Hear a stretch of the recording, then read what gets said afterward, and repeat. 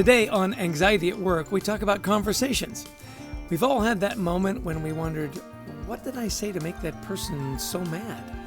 I'm Chester Elton, and with me is my co-author and dear friend, Adrian Gostick. Well, thanks, Jess. Yeah, we're going to talk today about how we listen, how we interact and talk with others to bring down our anxiety levels and the anxiety levels of those around us.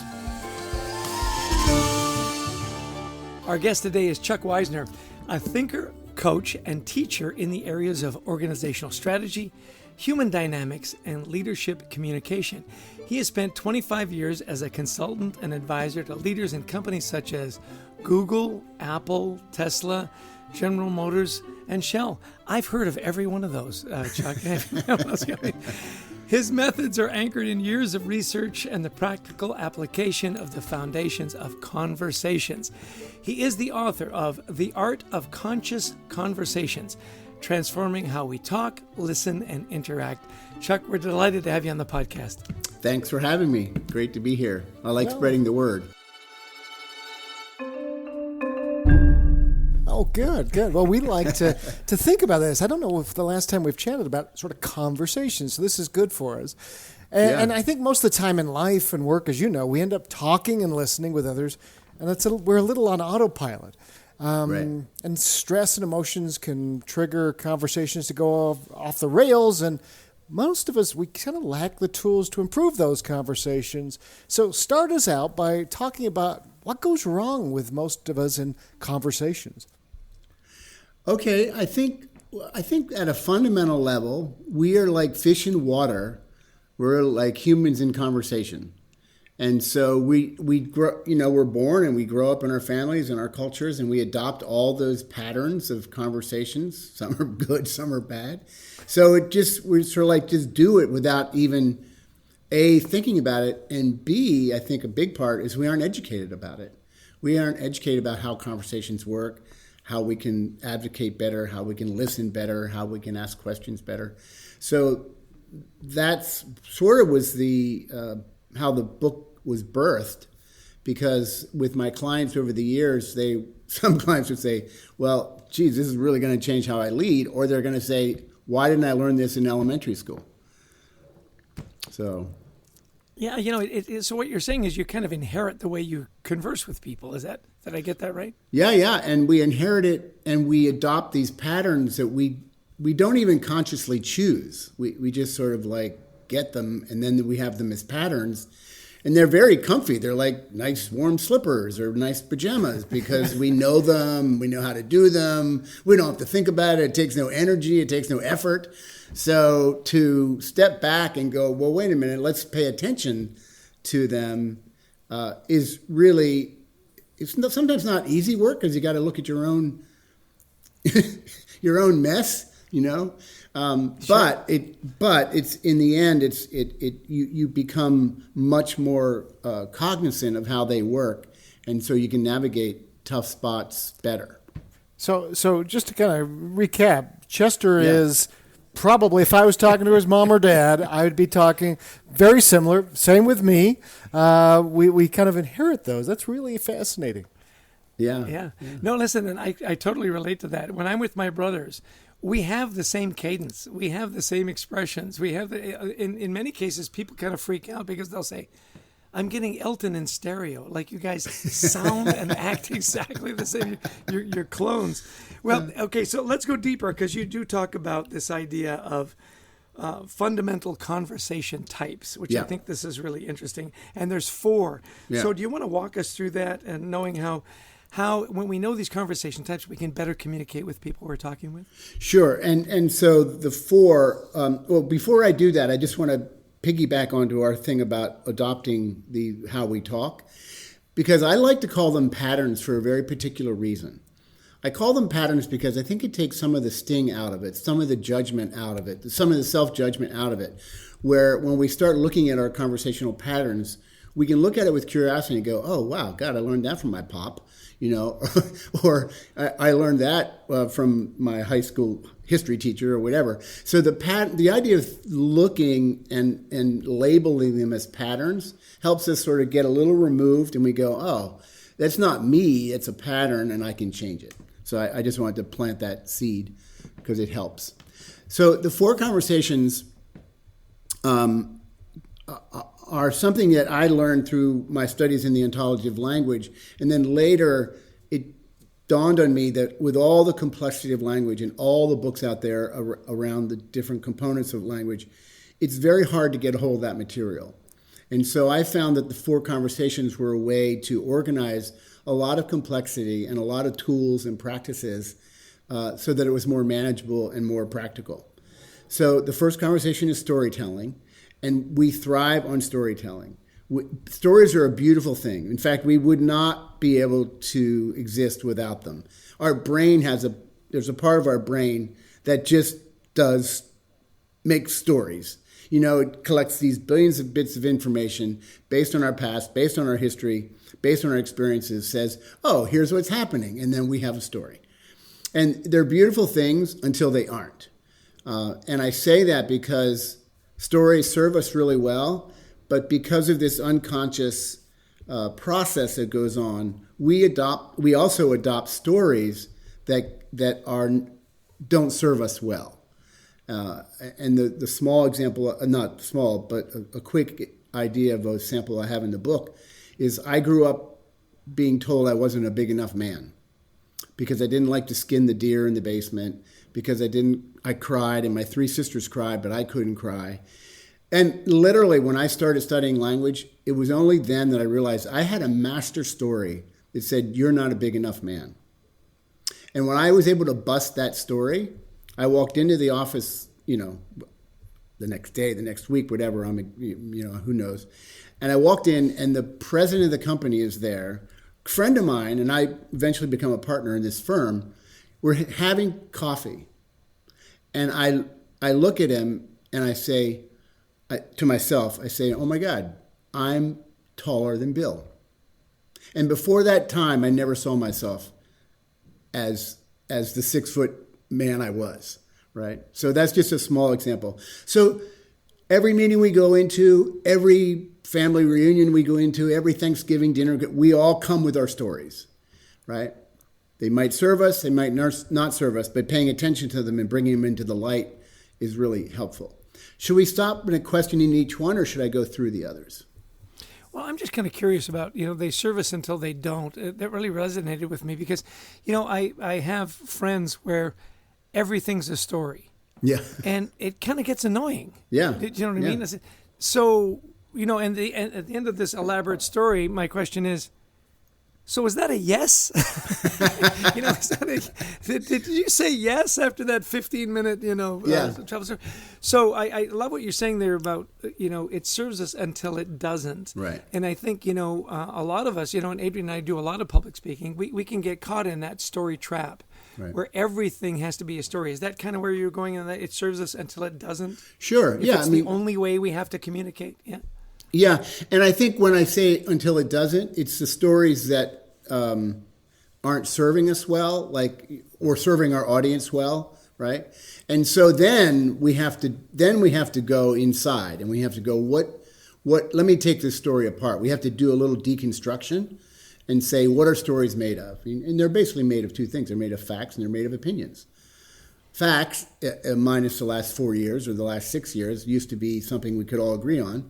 And and then opinions are where it gets really messy, right? Because that's where all of our prejudices, all of our biases come into play. And then we start holding our opinions and our stories as the truth when in fact they're not. So some of those are obviously formed in childhood that we're carrying forward, those stories we're telling ourselves, as well as you mentioned, in sort of public life and social stories that we hear, that we believe, then we're going to hold on to that no matter if facts may counter those. Right. And sometimes facts are the good guy that says, wait a minute, I have a story that I'm not a big enough man, but here are the facts. I'm 6 feet, I weigh 180 pounds, I have a family, a beautiful wife and a family of 2 sons, I'm making money, I'm going to be a partner in a firm. Wait a minute, those don't line up with I'm not a big enough man, right? Right. Yeah. Yeah. And so what's the second? So the second one, so if we work on, and I spend more time on stories because it's foundational. Right? Like if I move into the next conversation, which is collaboration, that's really now a bunch of people are coming together, and now there's multiple stories in a room, right? And there's multiple perspectives. So whether we're talking about a meeting, or we're talking about a community meeting, or a business meeting, or even a family thing, everybody's coming with their stories. And so that's why collaboration is so difficult, because we get locked into our stories. So the art of the collaborative conversation is not giving up your story, but be willing to, A, recognize that your story isn't the truth. It's one opinion out of many, many, many thousands of opinions, or maybe just out of the one out of the five in the room, and not give it up, but also not be attached to it so much that in conversation, the analogy I use is like you're holding your opinion with a fist, right? And you're like, look, it's got to be this way. This is what I believe. This is what is right. This is what is true. And if I come with a fist and you come with a fist, we're now bumping fists, and we get nowhere. So to better be in this conversation, we open our hand. Again, don't give it up, but we open our hand and we go, here's why I'm thinking the way I'm thinking. Here are my concerns. Here are the standards by which I'm making this judgment. There's always power issues. Authority and power issues play a big role in the book. And there's always desires. That plays a big role. So that conversation is really our ability to come together, listen, learn from each other, and magic happens, because all of a sudden I can say, oh gosh, Adrian, when you said that, I never thought of it that way. And all of a sudden if I'm willing, I can be flexible enough and fluid enough to change my thinking, right? Is the hardest part of opening your fist that listening part? Because we get so, like you say, if I've got my story and I'm holding it in my fist, I'm less likely to listen to other people. There's all kinds of work done on, great leaders are good listeners and so on, and how hard it is for us as leaders to listen, because we have an opinion, we have a solution. Is that the key to the collaboration type of conversation? Yeah, the actual, Lord no, we all know how many thousands of books have been written on listening, right? Mirror the other person, repeat back the words, and all those things. But actually, if you don't do your own work, if you aren't aware that of the identification you have with a story, you can't. There's not even room in your brain to listen, because you're busy thinking about your next point and how you're going to prove them wrong, or how you're going to prove your point is right. Right. So that's really key. Oh, sorry. Please. That's really key, to open that hand and go, here, I'm going to show my hand, and then the two things that happen in this conversation are advocacy and inquiry, and we're not taught well to do either. We're taught to be advocates to win the battle, and we're not taught how to ask those questions. But if I open my hand, then I want to. Also, the other art is, how can I ask a really good question so I understand your position better? So I can sincerely say, what are you concerned about? What standards are you using to judge this? And what fears do you have? And that changes the dynamic of a conversation. No, I love that idea too, because Chester and I, like a lot of leaders, we get into this trap where people actually pay us to come talk to them, and so they take us our advice, and so we kind of fall. I don't know if you do this, Jess, but I do, where you kind of think everything you say is right, but a lot of leaders, not just right. Yeah, it's not just right. It's genius. It's genius. Brilliant. And so I love this collaborative idea, and a lot of we counsel a lot of CEOs and other leaders, and they get into that too, where Bros, brilliant idea. And I remember telling somebody something a little while ago who I didn't work for me, didn't get paid for it. She goes, yeah, I don't believe that. And it sort of startled me for a moment. and I was rather taken aback. But then I kind of calmed down and I asked, oh, why is that? And then she gave her thoughtful, and it did shake me up a little bit. And it was good for me. But I think we get into this habit, right? Especially for the boss, we're always right. Yeah, and that simple move where you got startled, right? But then you had the presence of mind because of your experience and your wisdom. You had the presence of mind to ask her a question. Help me understand how you disagree and why you disagree. And in the book, I use power or authority issues, desires, concerns, and standards as a fundamental template of asking good questions. Right. Oh, this is really fascinating. So take us to our third conversation. So then, imagine, well, let's take Adrian's example, right? When he asked the question of this, it was the female you said, right? When you asked the question, and then all of a sudden you have new information that you didn't have, right?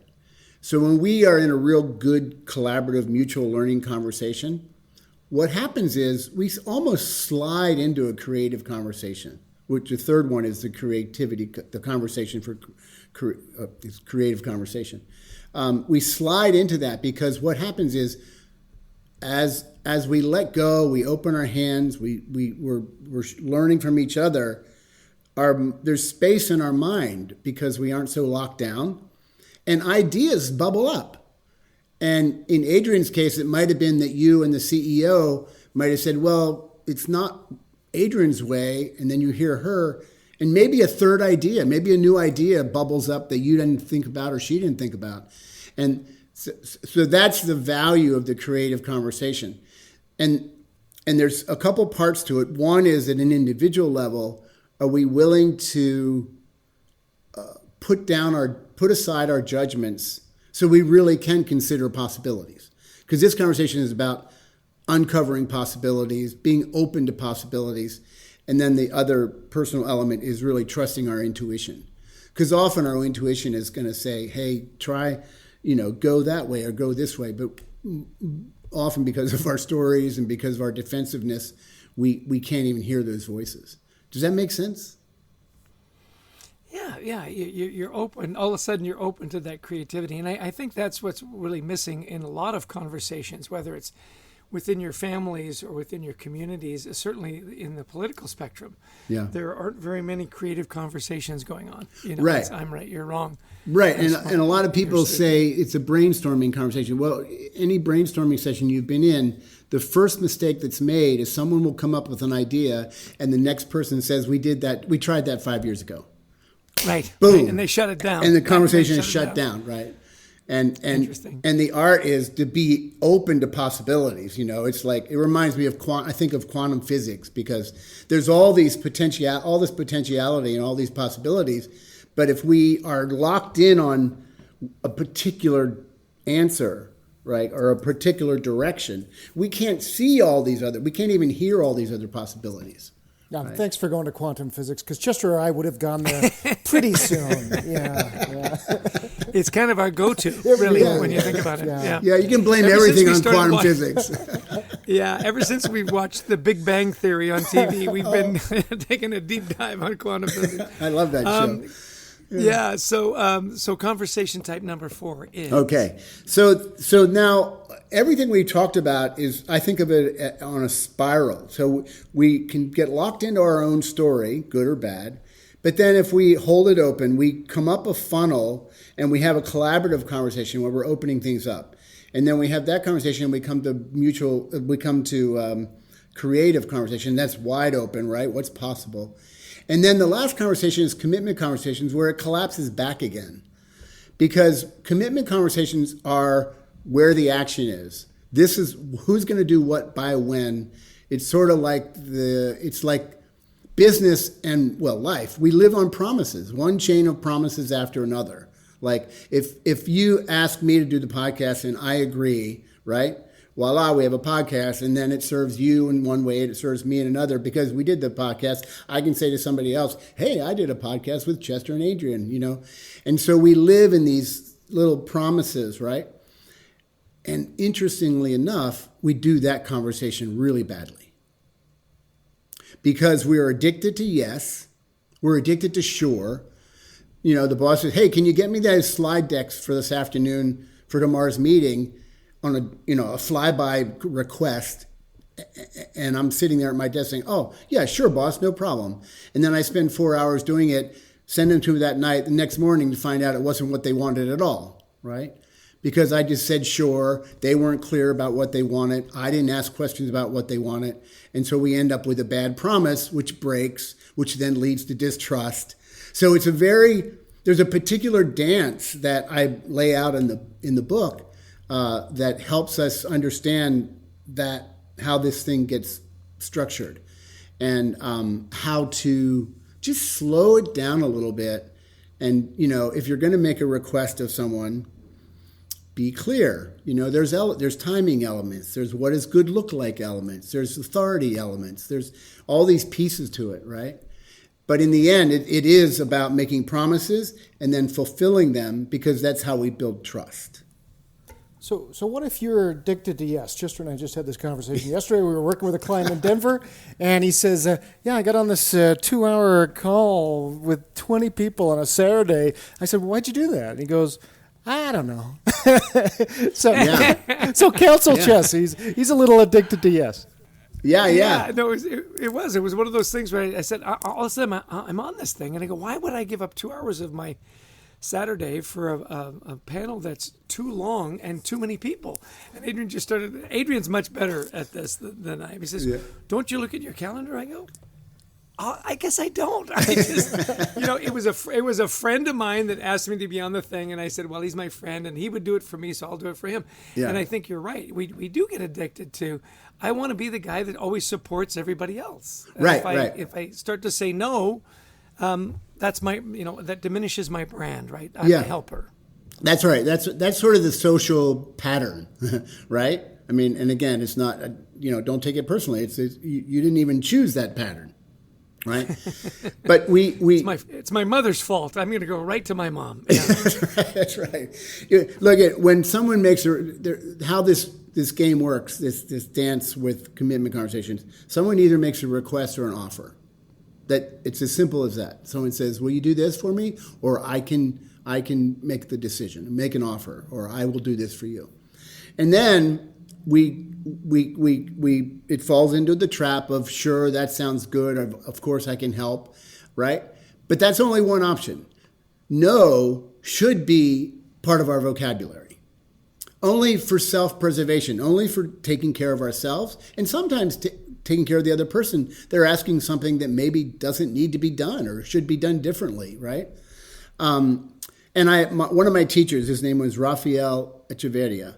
And he said, a request without a possible no isn't a request. It's a demand. Right. Yeah, there you go. Yeah. Now, there's a third option that is not rocket science. It's not surprising, but it's called the counteroffer. And that means that, Chester, if you're asked to do something on a Saturday, and you take a breath, and instead of saying yes, you go, wow, that sounds like a good community of folks that I would like to talk to. Saturday doesn't work for me. Could we do it Monday morning? That's a counteroffer, right? And they might come back and say, no, I can't do it Monday, but what about Tuesday? And so we're in a loop there where we're trying to get to yes, but we're doing it in a way that satisfies you, the other person, and also more likely creates a good promise. Yeah, I am really liking this counteroffer.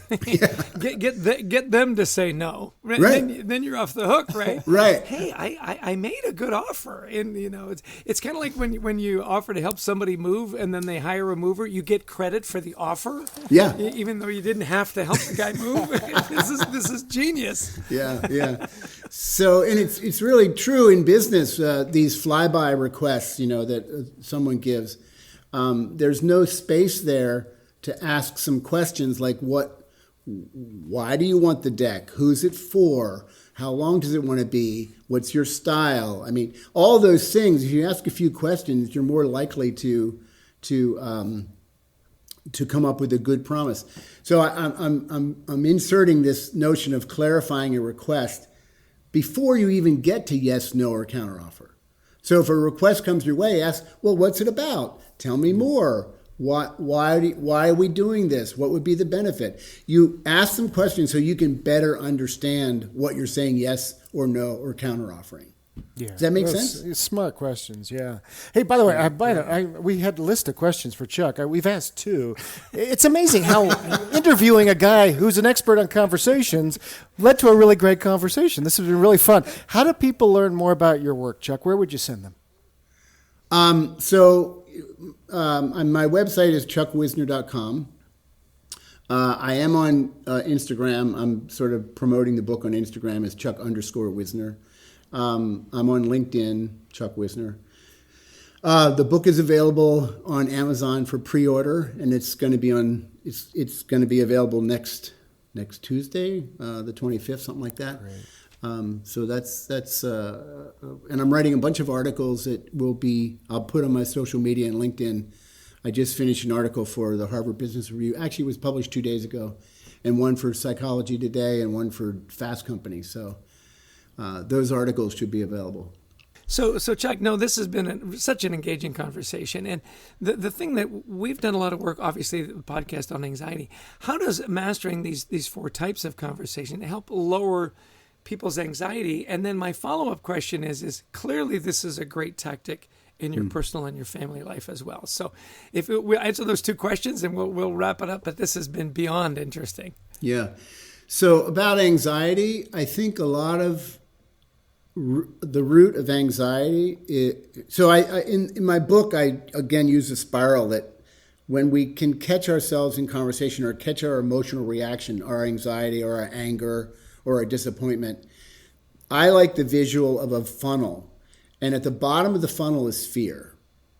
And the top of the funnel is love or open compassion, right? And so when we catch ourselves with an emotional reaction, to ask ourselves, where am I spinning down? Because if we spin down the funnel, if a fear kicks in, we spin down that funnel and we can't see straight at all. All we do is feel the fear and get the chemical flush in our body, right?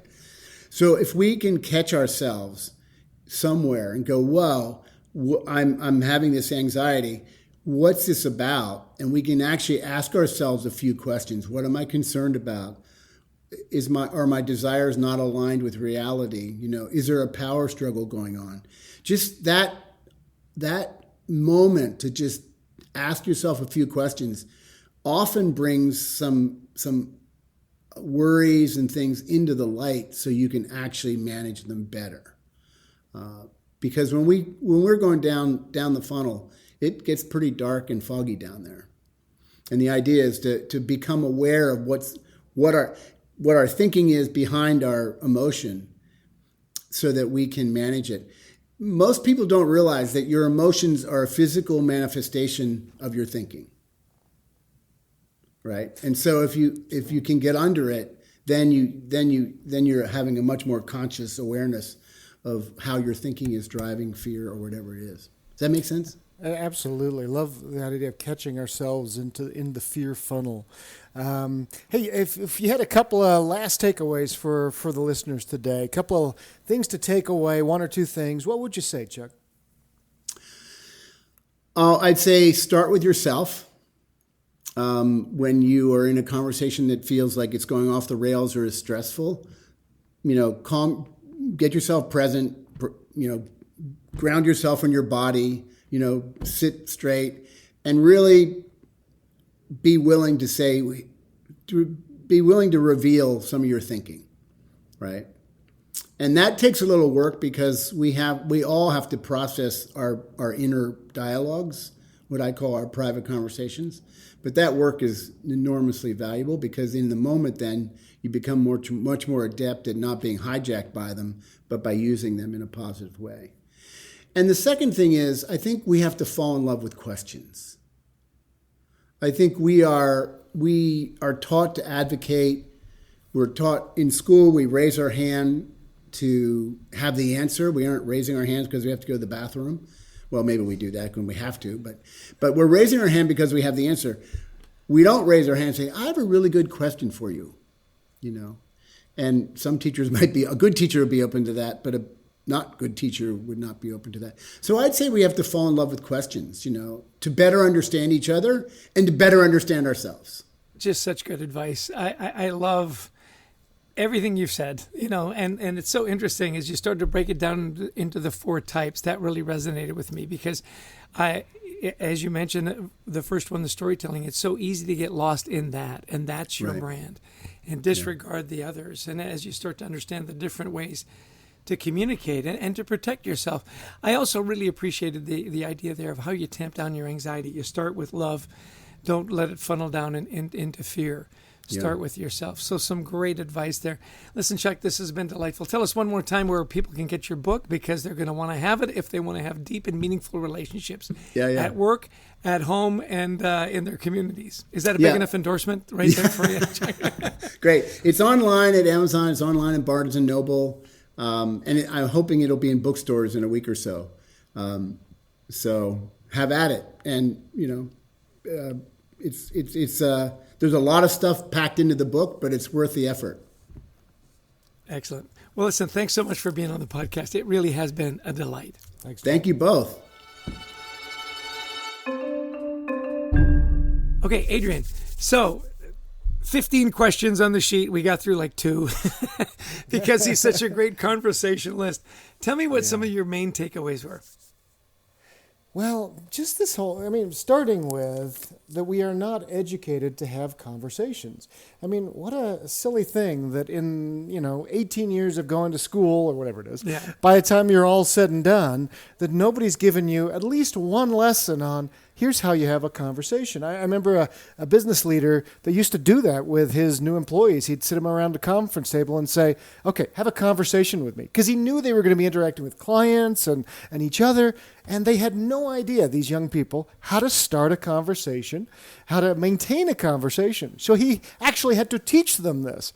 So first off, that was really powerful. Yeah, and it made sense to me that most of this is inherited. The way you grow up and the conversations you have at the dinner table or, at school or on the soccer pitch, whatever it might be, it makes sense. And yet it never occurred to me that we would kind of gravitate towards like one of the 4 that would be dominant, and how important it is to understand all 3.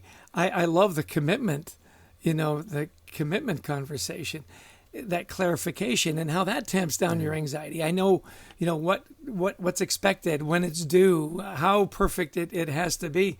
And of course, one of my biggest takeaways is the counteroffer. I love that. I'm gonna live with that for the next 20 years. Well, and on that commitment, how many people say yes and then just never do it? Yeah, and that's really powerful. And deliver. Kind of backing up, I want to start with that idea of the stories that we tell ourselves. In his case, I'm not a big guy. I'm not any. And I've seen that too. Just that's one little example, but where people kind of go, really? I'm tall? You're like 6'3". Yeah, you're tall. But they still are small in their minds, because of something that's happened. Now, that's just one example, but we carry these stories around with us like little bubbles. Right. And yes, I am this way. I am this political party. I am this, that, or the other. But not collaborating. Yeah. How we hold our stories in a fist. I thought that was such a great metaphor.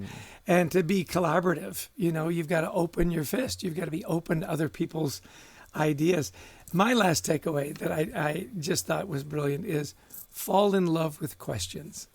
Fall in love with questions. Raise your hand and say, teacher, I've got a really good question for you. The preamble. And be curious.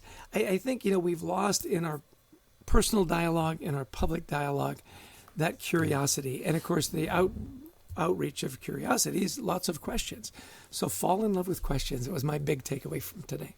And I love that idea. And I've seen that where people do that, and it's so refreshing, where you may have a wacky idea, and instead of somebody going, they go, tell me more about that. Yeah. And they're not buying in, but at least they want to listen to you. Yeah. And it kind of challenges you as well to really present your point in a more thoughtful way versus, that's the dumbest thing I've ever heard, Adrian. Yeah. Well, our guest was Chuck Wisner, and really an engaging conversationalist, as you would hope. His book is The Art of Conscious Conversations, Transforming How We Talk, Listen, and Interact. I'm going to order my copy. You should order yours too, and I'm sure it'll be brilliant. Well, we always like to give special thanks to our producer, Brent Klein, who puts this together and edits out all our foibles and mistakes, and to Christy Lawrence, who helps us find these amazing guests, and of course, to all of you who listen in. We love sharing the knowledge of all these wonderful people we meet with you. And if you like the podcast, please share it. We've created a virtual online community called thecultureworks.ai. And that's a place where you can be, safe in talking about anxiety and workplace issues and so on. We really appreciate you giving us our time. Share it. Join our community. Adrian? And we love to speak to audiences around the world, virtually or in person, on the topics of wellness, resilience, culture. So give us a call. We'd love to talk to you about your event. Don't forget to pick up our book, Anxiety at Work. And thank you, everybody, for joining us today. And we wish you the best of mental health.